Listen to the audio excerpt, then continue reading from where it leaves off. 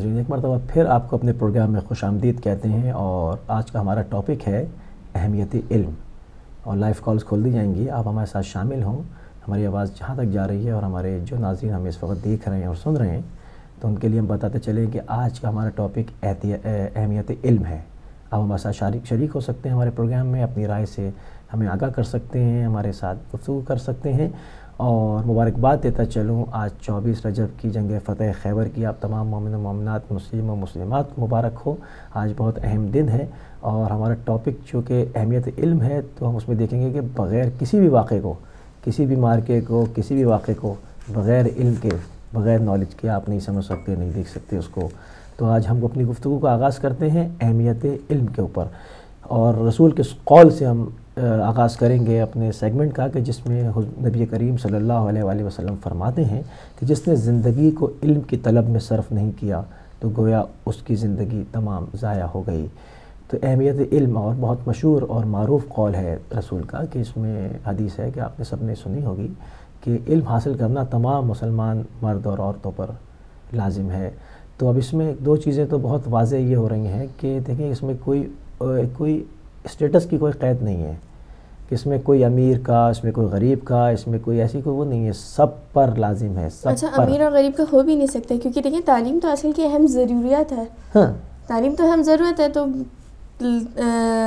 پور پیپلز ہوں، رچ ہوں یا مرد عورت، یہ تو دیکھا نہیں جاتا۔ علم تو حاصل کرنا ہے تو سب کو کرنا ہے، لیکن علم حاصل کرنا اتنا مشکل ہے کہ اگر علم کی اہمیت کا اندازہ لگائے نا تو بہت ہی مشکل ہے، اور اتنا ہی علم حاصل کرنا بھی مشکل ہے۔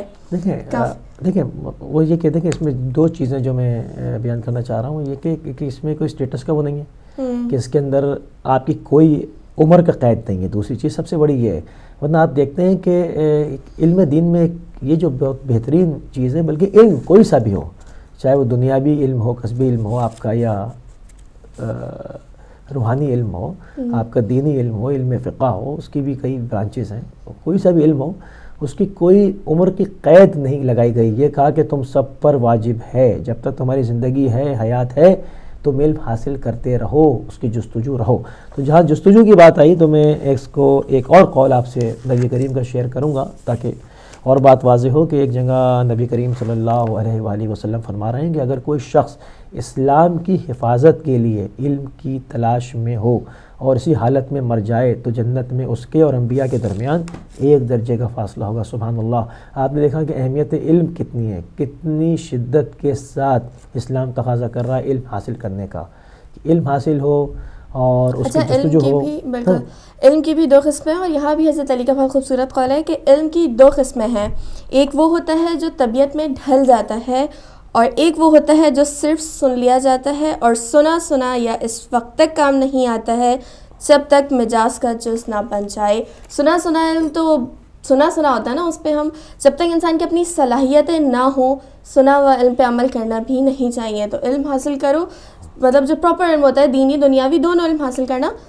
ضروری ہوتا ہے۔ اور بلکہ تعلیم کا جو ہے وہ اولین مقصد ہمیشہ سے انسان کی ذہنی، جسمانی اور روحانی نشو و نما کرتا ہے۔ اگر ہم آج کل کے دور سے بات کریں تو دراصل اس کی روحانی اہمیت کہیں کھو چکی ہے، اور اس کی جگہ جو ہے وہ آج کل کی تعلیم صرف اس لیے حاصل کی جاتی ہے تاکہ کچھ اچھی نوکری مل سکے۔ ہوتا ہے اگر آپ نالج نہیں حاصل کریں گے تو آپ اپنا فیوچر بھی نہیں بنا سکتے، جاب کے لیے بھی تو آپ کو اوبیسلی دیکھیں اس کا معاملہ یہ ہے کہ وہ بالکل صحیح ہے کہ جابس کے لیے بھی اور اس کے لیے بھی جو چیزیں ہیں وہ آپ کو دونوں علم جو ہے وہ درکار ہوتے ہیں، بالکل، کیونکہ آپ نے ساری باتیں لائف بھی چلانی ہے، اپنا گھر بھی رن کرنا ہے، اپنے معاشرے میں بھی آپ کا ایک اسٹیٹس ہونا چاہیے، تو وہ تمام چیزیں جو ہیں دنیاوی علم بھی، اس کے ساتھ جو دینی علم کی اہمیت جو بیان ہو رہی ہے اس لیے کہ ایک کمپلیٹ انسان کو بننے کے لیے مختلف چیزوں کا مکمل ہونا ضروری ہے۔ مطلب آپ نے دنیاوی علم ماشاءاللہ بہت اچھا آپ دیکھ لیا، آپ پریکٹیکلی آپ نکلیں اور باہر دیکھیں کہ دنیاوی علم تو دیندار، غیر دیندار، مسلم، نان مسلم سبھی حاصل کرتے ہیں، مگر اس کے اندر آپ آداب اور تمیز اور یہ چیزیں جو ہیں یہ نکھار پیدا کرتا ہے دین، علم دین۔ بالکل، انسان کی پرسنالٹی جب ہی پتہ چلتی ہے، جب انسان کو ایک دفعہ نظر میں دیکھتے ہیں تو دیکھتے ہی کہتے ہیں نا انسان پتہ چل جاتا ہے کہ ہاں یہ ویل ایجوکیٹڈ ہے یا نہیں ہے، اس کے بیٹھنے کا، اٹھنے کا، کھانے کا، پینے کا، ایون بات کرنے کا انداز بتا دیتا ہے کہ وہ تعلیم یافتہ انسان ہے یا نہیں۔ کیونکہ اوبیسلی جب آپ تعلیم حاصل کریں گے، علم حاصل کریں گے، جب بھی آپ کے اندر چینجز بھی آئیں گی، جب آپ بات کریں گے آپ کا نیچر بھی تو اسی چیز سے بلانگ کرتا ہے نا، کہ گھر کا ماحول بھی، ایون گھر میں جو ماں باپ بھی تربیت دیتے ہیں وہ بھی تو ایک تعلیم ہی ہوتی ہے نا. دیکھیں سب سے پہلے تو آپ کی جو تربیت اور تعلیم شروع ہوتی ہے بیسکلی گھر سے ہوتی ہے، گھر سے ماں ہوتی کی ہے، گود بالکل سے شروع ماں ہوتی ہے. کی وہ گود سے پہلی درسگاہ جو ہوتی ہے وہ ماں کی گود ہوتی ہے بالکل اولاد کے لیے. بالکل وہاں سے آپ کی تعلیم شروع ہوتی ہے، تربیت شروع ہوتی ہے. جتنی آپ میں استطاعت ہوتی ہے آپ اتنا ہی سیکھتے ہیں نا.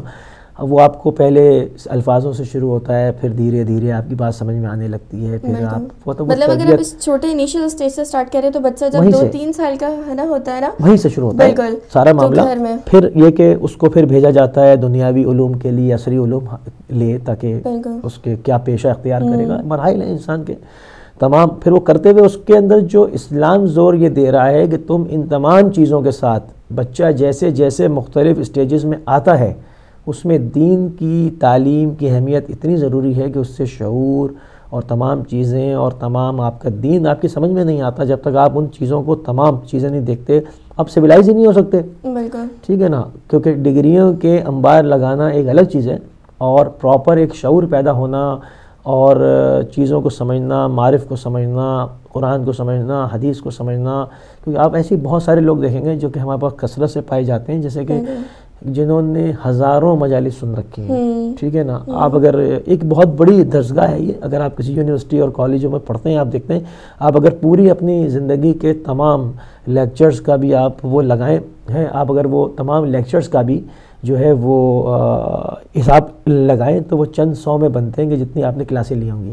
ٹھیک ہے. مگر ایسے لوگ آپ کو فراوانی کے ساتھ ملتے ہیں جنہوں نے ہزاروں لیکچرز اور مجالس و دروس اٹینڈ کیے ہیں اور یہ سلسلہ نہ ختم ہونے والا ہے. جیسے ہم نے پہلے ہی شروع میں عرض کیا کہ جو علم کے لیے جو ہمیں پاس جو ہم نے حدیث سرنامے کلام رکھی اس میں یہ ہے کہ اس میں کوئی وہ نہیں ہے، کوئی عمر کا کوئی ایج کا کوئی دخل نہیں ہے. علم حاصل کرو، کرتے رہو، تم علم حاصل کرو، جستجو میں لگے رہو، کیونکہ علم کی بہت برانچز ہیں. آپ حدیثوں میں دیکھیں گے، ہم تو سرسری اوپر سے اس کے اوپر گفتگو کر رہے ہیں. ڈیپلی اگر آپ اس پر ریسرچ کریں گے آپ دیکھیں گے کہ جیسے کہ مولا علی نے فرمایا کہ مجھے رسول اللہ نے اتنے علم کے باب عطا کیا اور میں نے اس کے اندر سے اتنے مزید شگافتہ کیا، وہ ہزاروں میں چلے جاتے ہیں. تو وہ اب آپ کہاں تک جو ہے آپ کی زندگی تو بہت کم ہے، اس میں آپ لگے رہو، تو اس میں عمل بھی کرو. بیسکلی آج کل کے بچوں کی جگہ نارمل سی بات دیکھی جائے، آج کل کے دور میں بچے جاتے ہیں، ٹھیک ہے ایجوکیشن حاصل کرتے ہیں، لیکن زیادہ تر جو لرننگ چیزیں ہوتی ہیں نا جس کو یاد کرنا ہوتا ہے تو وہ بچے رٹتے ہیں. رٹ کے ایگزام دے دیا، ہاں بھائی پاس ہو گیا، صحیح ہے. رٹنا نہیں ہے اس کو، تعلیم حاصل کرنا کہتے ہی نہیں ہے. آپ نے ایگزام تو پاس کر لیا لیکن آپ میں نالج نہیں آئی، آپ نے وہ چیز سمجھی نہیں. سمجھ کے کیا جائے تو وہ زیادہ اچھا ہوتا ہے کہ آپ کی جو چیز سمجھی وہ آپ کی لائف میں بھی کام آتی ہے. اور جیسا کہ آپ نے کہا لیکچرز وغیرہ، تو ٹھیک ہے ہم لیکچر سنتے تو ہیں اس پہ عمل بھی کریں. لیکچر سن کے تو آ جاتے ہیں، بیسیکلی اس پہ بھی ہمیں لیسن ملتا ہے، وہ بھی ہمارے لیے کیونکہ درسگاہ ہے وہ، تو ہمیں وہاں سے بھی تعلیم ہی ملتی ہے. ہم وہاں سے کچھ لے کے اٹھیں اور جب لے کے اٹھیں تو اپنی اس پریکٹیکل لائف میں اسے استعمال بھی کریں، اس کو یوز بھی کریں. کیونکہ علم دیکھیں اب جب آپ حاصل کرتے ہیں تو بیسکلی آپ اسی لیے آپ کو جستجو ہوتی ہے، اسی لیے حاصل کرتے ہیں کہ اپنی زندگی میں اس کی اپلیکیشن کریں. بالکل اس کو آپ کریں. دیکھیں قرآن کے بارے میں بار بار احادیث میں آیا کہ اس میں غور کرو، تدبر کرو، اس میں فکر کرو، اس پہ غور کرو، اس میں اس کو دیکھو، اس پہ غور و فکر سے اس کو اور زیادہ اس کے اندر جو ہے وہ بہت توجہ کے ساتھ متوجہ ہو کہ اس میں خدا کیا کہہ رہا ہے. اس کی بیسکلی وجہ یہ ہے کہ تم اس میں سے چاہے ایک آیت نکال کر اپنے اوپر جو ہے وہ امپلیمنٹ کرو اور اس کی اپلیکیشن ہو تو تمہاری زندگی میں چینج ضرور آئے گا. جیسے کہ مجھے قول یاد آ رہا ہے امام موسیٰ کاظم علیہ السلام کا، آپ سرکار فرماتے ہیں کہ وہ ہم میں سے نہیں ہے جو رات کو اپنا محاسبہ کر کے نہ سوئے. مطلب پورے دن آپ نے کیا امور انجام دیے ہیں، اچھے برے جو بھی ہیں، تو رات میں انسان سونے سے پہلے ایٹ لیسٹ کم از کم اپنے آپ کو کچھ ٹائم تو دینا، اپنے لیے بھی تو ہو. ہم اپنے تمام رشتوں کے لیے، تمام ایکٹیویٹیز کے لیے ہم ٹائم نکالتے ہیں. پورے دن نوکری کرتے ہیں، 8-10 گھنٹے کام کرتے ہیں، بزنس کرتے ہیں، بہت ایکسٹرا چیزوں کے لیے کرتے ہیں. کم از کم انسان کو اپنے تزکیے کے لیے، اپنی جو ہے وہ معرفت بڑھانے کے لیے. اچھا ایک کال ہے، ہم اپنے ٹاپک کو جاری رکھیں کہ کال لے لیتے ہیں. جی السلام علیکم. السلام علیکم جی صاحب. وعلیکم السلام. کون صاحب کہاں سے؟ اور میری بہن جو بیٹھی ہوئی ہیں، آپ دونوں کو میرا سلام عرض ہے آپ کی خدمت میں. شکریہ. وعلیکم السلام. میں حافظ عثمان بات کر رہا ہوں سلاؤ سے. حافظ عثمان صاحب کیسے ہیں سرکار؟ ٹھیک ٹھاک خیریت سے ہیں؟ جی الحمدللہ. آپ لوگ خیریت سے ہیں؟ اللہ کا شکر. الحمدللہ. فرمائیے. موسوی صاحب آپ کا پروگرام ماشاءاللہ ہم دیکھتے ہیں، ہم اور ہماری بیگم، اور ماشاءاللہ ہم بہت اپریشیٹ کرتے ہیں کہ آپ لوگ جو انفارمیشنز ہم لوگوں کے ساتھ، پبلک کے ساتھ شیئر کرتے ہیں، یہ واقعی بہت ہی زیادہ محنت طلب کام ہے، اور اس کی اشد ضرورت تھی ان تمام معلومات کی، جو کہ کسی بھی چینل سے جو ہیں وہ ساری اکٹھی ایک ساتھ میں یہ معلومات حاصل کرنا دشوار ہے. بہت شکریہ. اور اس کے بعد میں یہ آپ سے یہ عرض کرنا چاہوں گا کہ آپ کا پچھلا پروگرام جو پچھلے لاسٹ ویک تھا وہ ہم ملاحظہ کر رہے تھے، ہم دیکھ رہے تھے، اور بڑا اچھا پروگرام آپ کا رہا. اس میں جو آپ نے حضرت اویس قرنی رضی اللہ تعالیٰ عنہ کے بارے میں گفتگو فرمائی تھی اور ان کی مثالیں دی تھی، وہ نہایت بہت ہی مطلب کہ معلومات انفارمیشن تھی، اور بہت اچھا اس کا جو ہے وہ اثر یقیناً گیا ہوگا. میرا اس حوالے سے آپ سے ایک سوال کرنا تھا کہ حضرت اویس قرنی کا حال ہی میں ہم نے یہ سنا کہ شام میں جو ہے وہ ایک گروپ نے ان کے روضے کو، ان کے قبر مبارک کو جو ہے وہ بے حرمتی کی، اور بہت زیادہ ان کے یعنی وہاں پہ بلاسٹ کیا گیا، اس کو ڈھا دیا کمپلیٹلی، ان کے روضے کو جو ہے وہ سبوتاش کر دیا گیا. تو میرا یہ سوال یہ ہے کہ وہاں پر جو گروپس فائٹ کر رہے ہیں اس وقت، اور وہ دونوں گروپ مسلمان کہتے ہیں اپنے آپ کو، چاہے وہ حکومت کا گروپ ہو چاہے وہ اینٹی گورنمنٹ گروپ ہو، وہ دونوں اپنے آپ کو مسلمان کہتے ہیں، دونوں نبی کا کلمہ پڑھتے ہیں. اور جن لوگوں نے یہ کارروائی کی تھی یقیناً سب لوگ جانتے ہیں، ان کا تعلق جو ہے وہ پاکستان کی موجودہ جماعت سپہ صحابہ، وہ کسی اور نام سے کام کر رہی ہے مختلف ملکوں میں، یہ وہی لوگ تھے، یہ تکفیری لوگ تھے، یہ سب جانتے ہیں، یہ بات آیا ہے، یہ کسی سے چھپی ہوئی نہیں ہے. تو میری سمجھ میں یہ بات نہیں آتی ہے کہ جو دم بھرتے ہیں صحابہ کا، جو نعرے لگاتے ہیں صحابہ کے، آخر یہ لوگ کیسے صحابہ کو ماننے والے ہیں کہ جو صحابی رسول، وہ صحابی رسول کے جس نے زیارت بھی نہیں کی رسول اللہ کی، لیکن اپنے دانت شہید کر لیے، صرف یہ سن کے غزوہ احد میں ایک دندان مبارک شہید ہوا ہے. وہ صحابی رسول جو ہیں وہ ان کی مقبرے کو، ان کے روضے کو جو ہے وہ اس طرح سے سبوتاش کر دیا گیا. یہ میری سمجھ سے باہر ہے کہ یہ کس قسم کے سپہ صحابہ ہیں، یہ کون سی قوم ہے، یہ کون سے لوگ ہیں، یہ بلکہ میں تو کہتا ہوں یہ کون سی مخلوق ہے زمین کے اوپر، یہ اللہ اکبر، جو کہ ایسے جیت اور بزرگ صحابہ کرام کو جو ہے وہ ان کو نشانہ بنا رہے ہیں. اور یہی وجہ ہے کہ میں، آپ یقین کریں کہ میرا تعلق جو ہے وہ پیدائشی در اہل بیت سے میں وابستہ نہیں تھا، اور مجھے اللہ نے ایک سعادت حاصل کی ہے میں اور میری بیگم کو گزشتہ 4 برس سے، کہ یہ ہم جو ہیں وہ اس مسلک پہ آ گئے ہیں، اور ہم اس در پہ آ گئے ہیں، در اہل بیت پہ جو ہمیں پہلے آ جانا چاہیے تھا. اور صرف اسی وجہ سے ہم اس در پہ آئے ہیں کہ ہم نے یہ حالات دیکھے ہیں. ہم نے تاریخ کے اوراق پلٹے، لیکن تاریخ کے اوراق ورقوں میں جس کو ہمیں بہت کنفیوز کیا گیا، ہمیں جو ہے وہ کبھی کچھ کہا گیا کبھی کچھ کہا گیا. لیکن یہ جو حالات جو ہم دیکھ رہے ہیں میڈیا پہ، اس کو دیکھ کے ہم اس در پہ آئے ہیں. سبحان اللہ. تو آپ سے میں گزارش کروں گا کہ آپ ذرا روشنی ڈالیں اس پہ کہ وہ کون مخلوق ہے، یہ کون سی مخلوق ہے کہ جو سپہ صحابہ کا اپنا دم بھرتے ہیں، صحابہ کی ریٹ لگاتے ہیں، لیکن وہی لوگ جو ہیں وہ جا کے دوسرے ملکوں میں، شام میں، عراق میں، اور دوسرے یمن میں اور ایجپٹ میں جو ہے وہ جا کے صحابہ کرام کے، اور پاکستان میں بھی صحابہ کرام کے مزاروں کو، آل رسول کے مزاروں کو ڈھاتے ہیں، اور ان کی قبروں کو جو ہے وہ کھود کے ان کے عزب خاکی کو جو ہے وہ جسد خاکی کو قبروں سے نکالتے ہیں، اور پھر ان کی بے حرمتی کرتے ہیں. یہ تو کوئی مسلمان تو سوچ ہی نہیں سکتا اس قسم کا کام کرنے کے لیے. وہ صحابہ کے جو رسول اللہ صلی اللہ علیہ وسلم کی آنکھ کا تارا تھے، جن کے لیے نبی کریم صلی اللہ علیہ وسلم نے یہ بشارت دی تھی کہ یہ صحابی رسول جو ہیں اویس قرنی، یہ جنگ صفین میں علی کی طرف سے جو ہے وہ جنگ کریں گے معاویہ سے، اور یہ شہید ہوئے. یہ صحابی رسول جو ہیں شہید ہوئے. میں نے خود یہ ہسٹری پڑھی ہے کہ جنگ صفین میں معاویہ کی فوج کے ہاتھوں شہید ہوئے ہیں یہ صحابی حضرت اویس قرنی.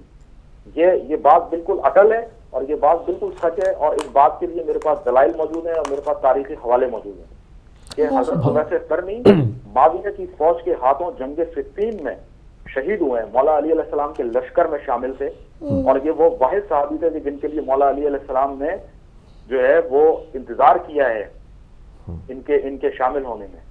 اور میں بالکل تو حافظ صاحب آپ نے اپنی بات کا جواب اس میں خود ہی دے دیا نا کہ کیوں انہوں نے روزہ کھودا ہے. ایکسپلین کریں کہ یہ آخر کیا وجہ ہے کہ یہ ان کے مزار کو جو ہے وہ اس طرح سے سبوتاش کیا گیا.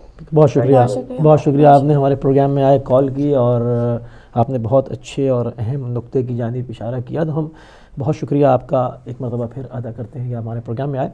تو ہم ابھی آپ کو آپ کا جواب دیتے ہیں. اچھا، ہم ایک اور کالر ہیں، ہم اپنے کال کی طرف جاتے ہیں. جی السلام علیکم. وعلیکم السلام بھائی، کیا حال ہے؟ ٹھیک ہیں آپ؟ الحمدللہ. کون صاحب کہاں سے؟ ہماری بہن کو بھی میرا بہت بہت سلام. وعلیکم السلام. السلام. جی میں نے اس بھائی کی باتیں سنی، بہت دل خوش ہوا. جی کون صاحب کہاں سے؟ میں نے شروع سے جی آپ کا پروگرام دیکھا، بس اسی لیے تمنا چاہی کہ بھائی کو سلام کروں. بہت شکریہ. انہوں نے جو در اہل بیت کو پکڑا ہے، یقین مانیں کہ یہ اس دنیا بھی کامیاب ہے اور آخرت میں جو باتیں انہوں نے بتائی ہیں یہ حقیقت پر مبنی ہے، بالکل حقیقت پر مبنی ہے. اللہ تعالیٰ ان کو وہاں روضہ صحابی رسول جناب اویس قرنی اور جناب ہمارے یاسر میں لے کے جائے. مجھے اللہ پاک نے توفیق دی تھی فیملی کے ساتھ میں ہو کے 2-3 دفعہ. اللہ پاک ہر مومن مسلمان کو لے کے جائے. اور یہ جو تکفیری اور یہ یزیدی جو ہے نا، یہ وہی ہیں جو ہندا کی نسل سے چلے آ رہے ہیں، جنہوں نے جناب رسالت مآب صلی اللہ علیہ وآلہ وسلم کے چچا جناب امیر حمزہ کا کلیجہ چبایا تھا.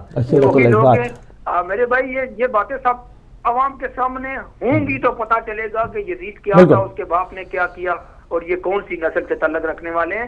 کیونکہ جب ہم مجلسیں سنتے ہیں یا امام بارگاہوں میں یا مسجدوں میں سنتے ہیں تو لوگ یہ کہتے ہیں نہیں یہ نہیں ہو سکتا جی، یہ جنگ کیسے ہو سکتی ہے جی، یہ ایسے واقعے کیسے ہو سکتے ہیں. لیکن آج دنیا دیکھ رہی ہے کہ یہ تکفیری، یہ یزیدی پوری دنیا میں قبروں سے ان صحابہ کرام کو، بزرگان دین کو نکال کے کیا کر رہے ہیں، اور زندہ لوگوں کو جلا کے کیا کر رہے ہیں، ان کی کھوپڑیوں سے کیا کر رہے ہیں. تو میرے بھائی آپ کے لیے بہت سی دعائیں، بہت سی تحقیق آپ کے پاس. یہی 2 باتیں جو آپ نے کی معاویہ بن ابو سفیان کے بارے میں، یہی آپ کے لیے بہت ہے کہ جناب اویس قرنی کی جو شہادت ہے وہ معاویہ کے ہاتھوں ہوئی ہے. یہ آپ بہت بڑی تحقیق ہے. اللہ تعالیٰ آپ کی توفیقات میں اضافہ فرمائے. اللہ پاک آپ کو ہمت دے، ہدایت ٹی وی کو ترقی عطا فرمائے. پاک پروردگار آپ سب بہت شکریہ. بہت شکریہ. دعا میں یاد رکھیے گا. بہت شکریہ. آپ نے اپنا نام نہیں بتایا، ہمارے پروگرام میں شریک ہوئے، بہت شکریہ. اور میں چلوں گا حافظ عثمان صاحب کی جانب کہ آپ نے اویس قرنی رضی اللہ تعالیٰ، جناب اویس قرنی رضی اللہ تعالیٰ عنہ کا ذکر کیا، اور ان کے حرم کی جو ہم نے لاسٹ ویک خبر آپ سے شیئر کی تھی اس کے اوپر گفتگو کی. دیکھیں اویس قرنی کا جہاں تعلق ہے،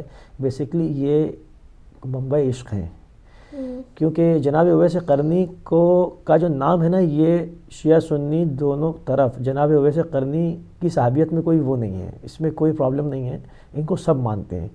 تو اب آپ نے کہا نہیں کون لوگ ہیں، کون سی قوم ہے جو ان کے حرم کے اوپر حملہ آور ہے اور انہوں نے کیوں گرایا، تو آپ سمجھ جائیں سیدھا سیدھا جواب یہ ہے کہ یہ وہ لوگ ہیں جو بیسکلی دشمن رسول کے ہیں. کیونکہ دیکھیں دوست کا دوست ہوتا ہے نا، تو ان کے دوست پہ حملہ کرنے کا مقصد کیا ہے، ان کے حرم پہ مقصد کیا ہے کہ آپ کا بس رسول کے حرم پہ نہیں چل رہا، تو آپ نے ایسے لوگ ڈھونڈے جو کہ ان کے ساتھ بہت مخلص، بہت سنسیئر رہے ہیں، ان پر جانے دیے، تو آپ ان کے اوپر حملہ آور ہو گئے. تو مین مقصد یہ ہے. میں یہی آپ سے بیان کرنا چاہتا ہوں. اور آپ نے اپنے سوال میں بھی جو آپ نے اپنی بات کی ہے حافظ صاحب، اس میں بھی آپ نے یہ کہا کہ آپ نے بتایا کہ کہاں شہید ہوئے، کس طرح شہید ہوئے. تو بیسکلی شہادت کا سبب ہی یہ ہے نا کہ بیسکلی ان کا معاملہ یہ ہے کہ یہ زبردست قسم کے عاشق رسول ہیں. تو یہ حملہ حریم رسول پر حملہ ہے بیسکلی.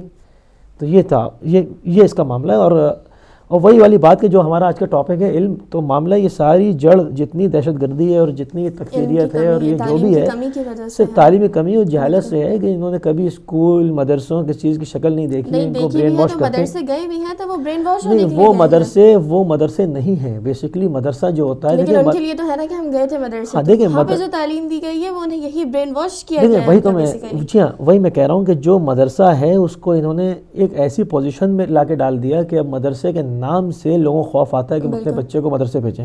حالانکہ یہ وہی مدرسہ تھا جس نے آج تک ہمارا مکتب سینہ بسینہ آگے چلتا ہوا ہے. اور اس میں دینی تعلیم سمجھے ہر چیز دینی دنیاوی سب پہلے اس میں پڑھائی جاتی تھی. پھر اس کی 2 برانچز کر دی گئیں کہ جی جسے دنیا پڑھنی ہے وہ ادھر آ جائے، دین پڑھنا ایسا آ جائے. اور اس کو ابھی زبو حالی کا شکار یہ ہوا کہ اب مدرسہ باقاعدہ دہشت گرد بنا رہا ہے. سارے مدرسے نہیں ہیں، بہت اچھے اچھے مدرسے آج بھی ہیں تقریباً بہت زیادہ تر مدرسے جو ہیں وہ ہاں، انہی کی مگر جو ان کے supervision انڈر میں چل رہے ہیں، جو بالکل۔ تکفیریت کو پروموٹ کر رہے ہیں، جو نہیں دیکھتے شیعہ سنی کیا ہے، جس کو جو ملتا ہے بس انسان ملے وہ اس کو مار ڈالتے ہیں، تو وہ لوگ جو ہیں وہ اور وہاں اس سے میں چھوٹے چھوٹے بچے جن کی پراپر علم حاصل کرنے کی ایج ہے وہ بچے یوز کیے جا رہے ہیں، تو وہ بچے جاتے ہیں مدرسے اسی لیے جاتے ہیں نا کہ ہاں شاید ہمیں کوئی تعلیم ملے گی، تو انہیں وہ تعلیم کیا دی جاتی ہے، وہ رانگ ورڈز میں تو دیا اس میں جاتا وہی ہے۔ والی بات نا کہ ان کے ماں باپ کو بیسکلی باشعور ہونا ہوگا، بالکل ان کے ماں باپ کے اندر اتنا علم ہونا چاہیے کہ وہ یہ پتہ لگا سکیں، اس چیز کو سمجھ سکیں کہ اپنے بچے کو بھیج کہاں رہے ہیں، کس کے ہاتھ میں بھیج رہے ہیں، کس نیٹ ورک میں ڈال رہے ہیں، یہ کون لوگ ہیں، کیا کر رہے بالکل، ہیں۔ ماں باپ بچہ کا بھیج دیتے باشعور ہیں، بننا بہت ضروری ہے جب وہ کیونکہ بڑا ہو آج کل جاتا اس ہے ملت کی ہاں جو ہے وہ ضرورت ہے۔ ضرورت ہے، جب وہ بڑا ہو جاتا ہے، ہاتھوں سے نکل جاتا ہے، وہ برین واش ہو چکا ہوتا ہے، وہ بالکل۔ دوسرے ملک بھاگ جاتے ہیں لڑنے کے لیے، تب رو رہے ہوتے ہیں، احتجاج ہو رہے ہیں، آج کل خبریں آ رہی نا کہ جی احتجاج کر رہے ہیں کہ ہمارے بچوں کو شام سے بلاؤ، بالکل یہ ہے ہمارے بچوں کو شام سے بلاؤ، کیوں بلاؤ، پہلے کہاں تھے، کیوں بھیجا تھا ایسے لوگوں کے ہاتھوں میں۔ بالکل۔ ناظرین ایک بریک پہ جاتے ہیں، بریک سے واپس آئیں گے، یہیں سے اس کو کنٹینیو کریں گے، ایک بریک پہ۔